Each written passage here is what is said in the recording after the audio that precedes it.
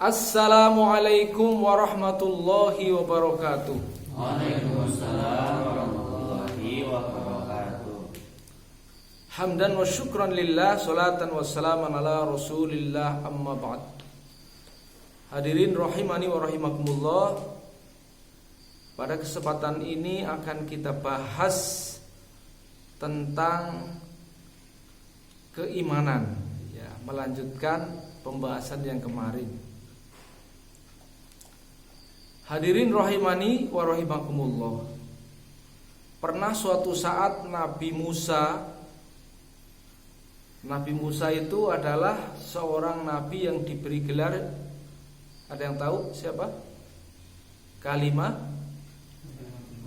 Kalimatullah. Apa maksudnya kalimatullah? Ya, Nabi Musa bisa berbicara langsung kepada Allah Subhanahu wa taala. Kalau kita berbicara dengan Allah lewat sholat, ya.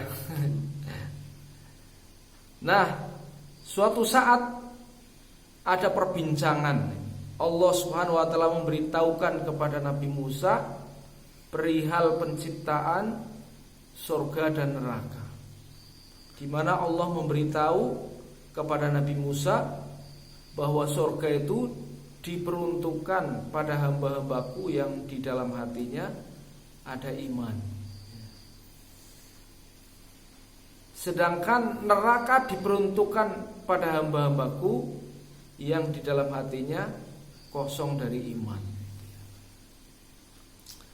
Kemudian Nabi Musa bertanya, "Loh, kan semuanya hamba Engkau ya Allah.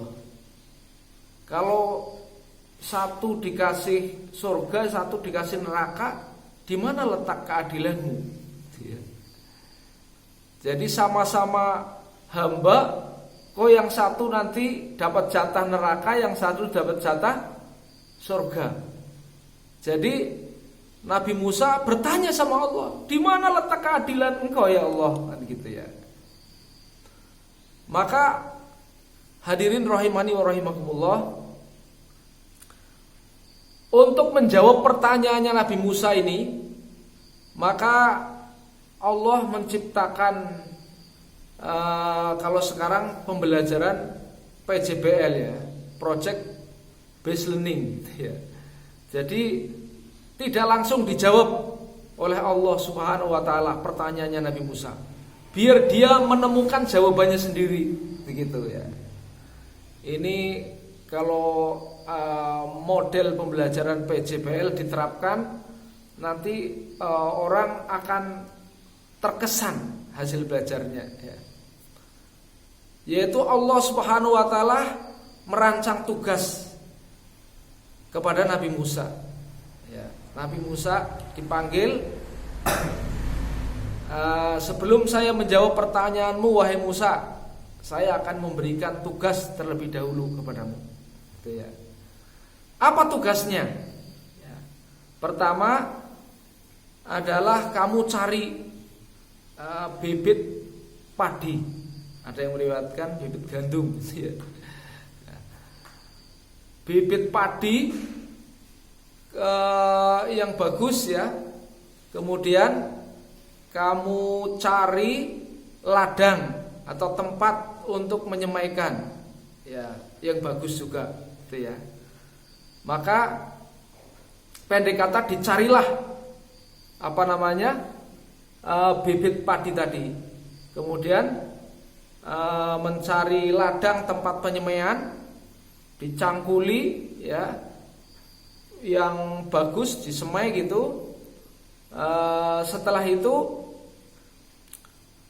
selang beberapa lama, ya mungkin satuannya bulan, ya.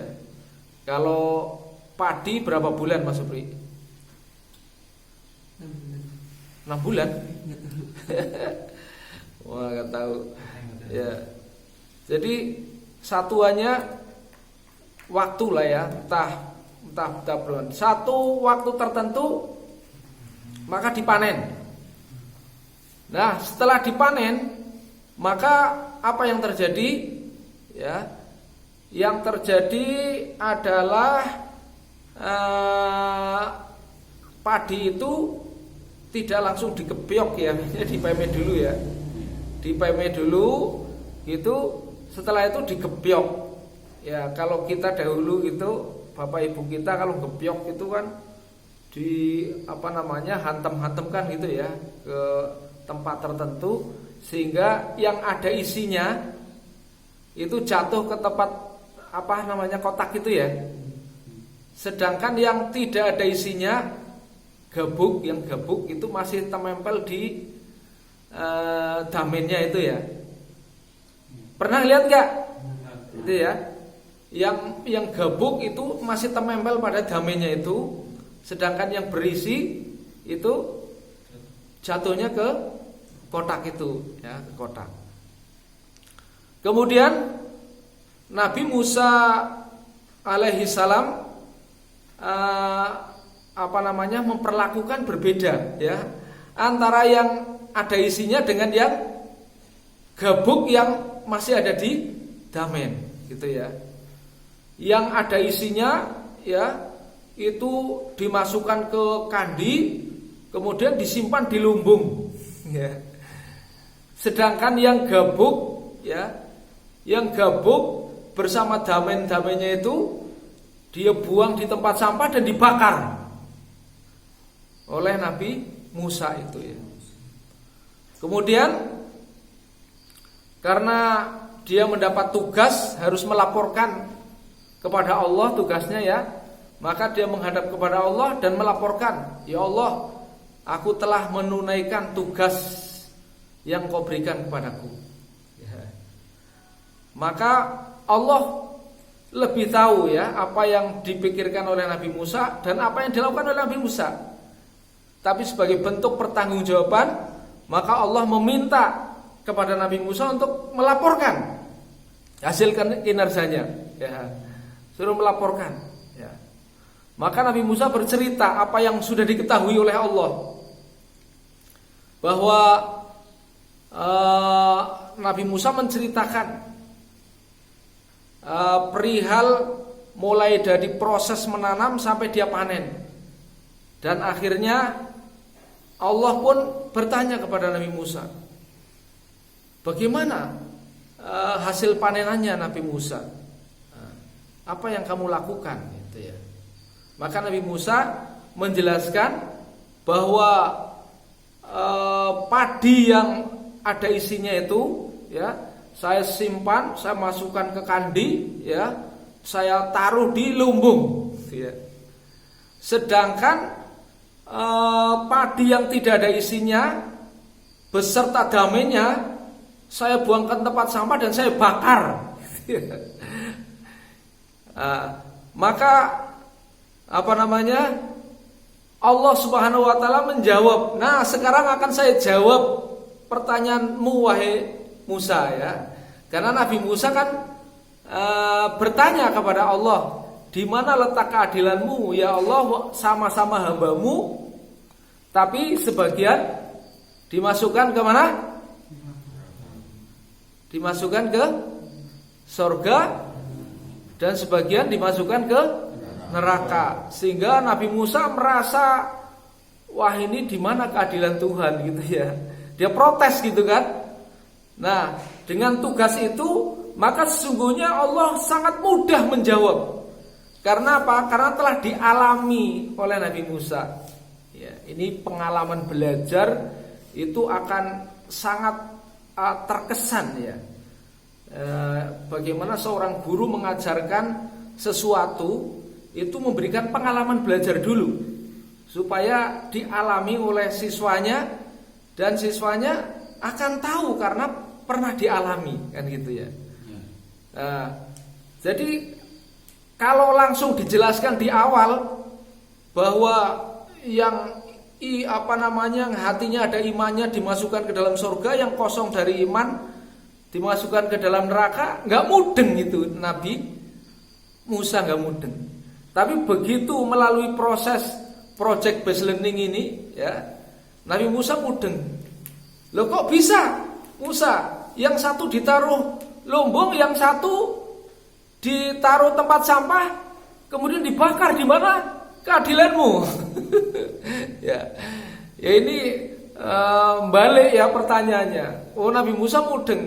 Begitulah sesungguhnya ya, aku menciptakan hamba-hambaku ya, mereka yang hatinya ada iman, maka saya letakkan dia di tempat yang tinggi, yaitu di surga ya. Sedangkan hamba-hambaku yang hatinya kosong dari iman, maka aku campakkan di tempat yang rendah dan menghinakan, yaitu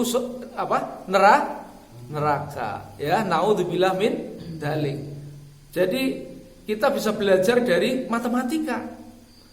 Dalam matematika itu ada himpunan ya. Tahu ya himpunan? Ya kan?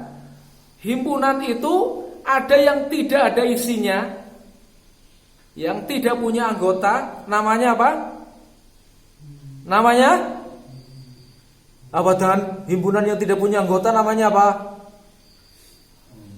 Oh, gimana? Himpunan yang tidak punya anggota namanya himpunan kosong. Jadi hidup ini seperti bawang potong. Kosong ya, tidak punya apa-apa, tidak punya bekal.